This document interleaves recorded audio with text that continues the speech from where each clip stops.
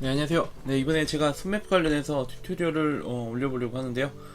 튜토리얼을 올리기 전에 서론 같은 느낌으로 영상을 찍어봤어요. 손맵을 알면 지브러시나 뭐 이런 실사, 뭐 스타일라이즈 뷰의 표현을 할 때 어떤 점이 좋을지 이런 부분에 대해서 좀 말씀을 드리려고 하고요. 그러면 시작하겠습니다.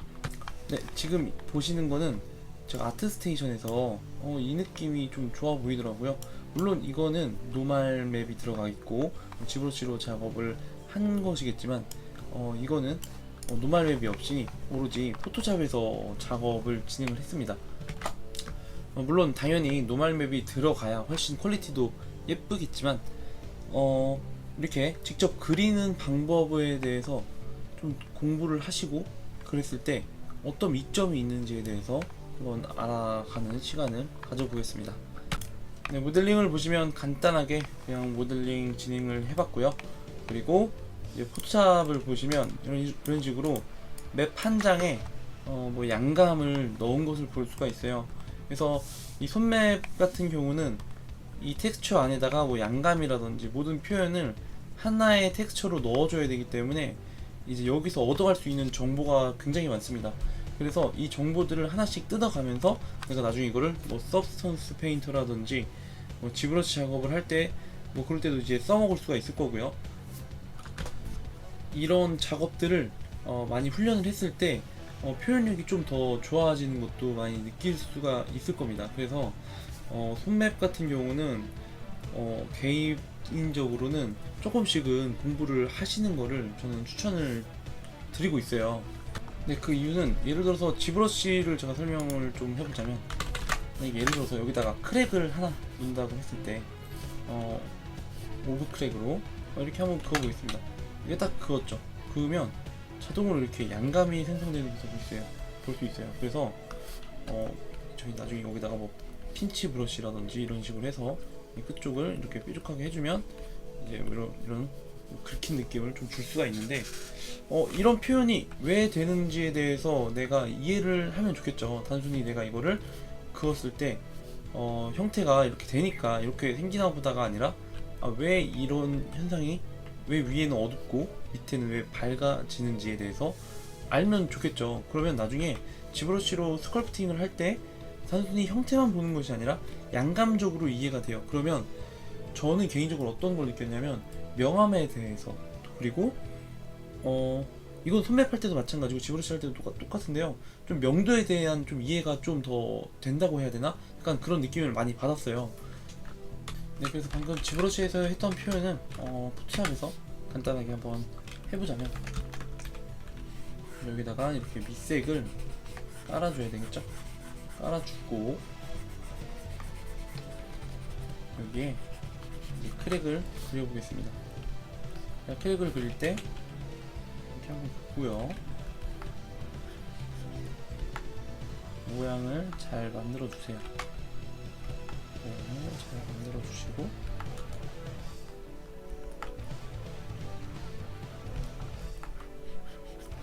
자, 빛이 위에서 아래로 이렇게 떨어진다고 했을 때 빛은 안 받는 부분이 있을 거고요. 빛을 받는 부분이 생길 거예요. 그래서 빛을 안 받는 부분은 여기가 될 거고요. 빛을 받는 부분은 여기가 될 겁니다.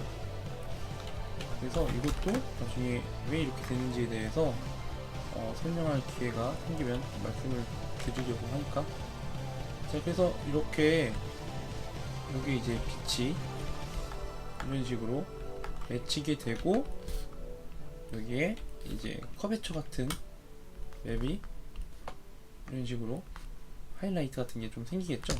자, 그러면 이렇게 해서 크랙의 느낌을 좀 줬어요.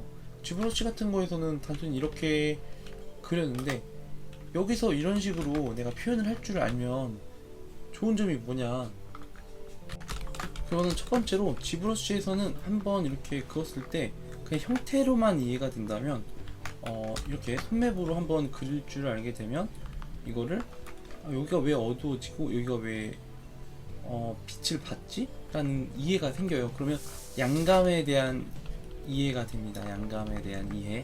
그리고 나중에 보면 그 이제 폰맵에서도 굉장히 표현을 해야 될 부분들이 굉장히 많이 생기게 돼요.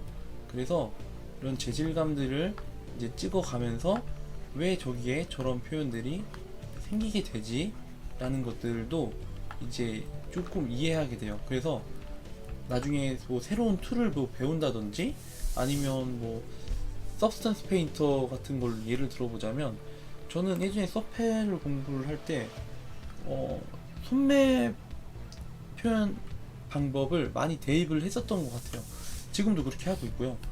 어쨌든 이것도 결국에는 다 약간 뭐 미술 같은 느낌이기 때문에 서페도 그렇게 적용을 시키면 되지 않을까 싶어서, 뭔가 툴에 의존한다기보다는 내가 어떻게 표현을 했지? 그러면 이 표현을 해당 툴에서 어떤 걸 건드리면 이런 표현이 나오지라는 것들을 많이 고민을 했던 것 같아요. 그래서 결국엔 이게 기본기죠. 기본기. 폰맵은 기본기이기 때문에 나중에 뭐 서페라든지 뭐 서브스턴스 디자이너라든지 뭐 어떤 타투를 활용을 할 때도 이런 기본기가 되기 때문에 이런 표현은 안 예뻐, 이런 표현은 예뻐라는 그런 기준이 좀 생기게 될 거예요. 그래서 손맵을 좀 해보라고, 그래서 다시 한번 전 추천을 드리는 거고, 공부를 한번 해봐라 라고 얘기를 하는 거예요. 네, 그래서 다음 영상부터는 이거를 이제 모델링부터 텍스처링까지, 뭐 UV랑 텍스처 하는 것까지 그런 손맵으로 어떻게 작업을 하는지 한번 좀 보여드리려고 하고요.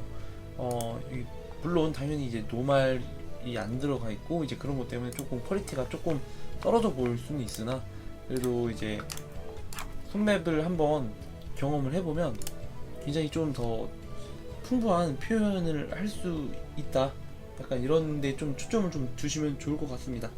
네, 그럼 오늘 영상은 여기까지 하겠습니다.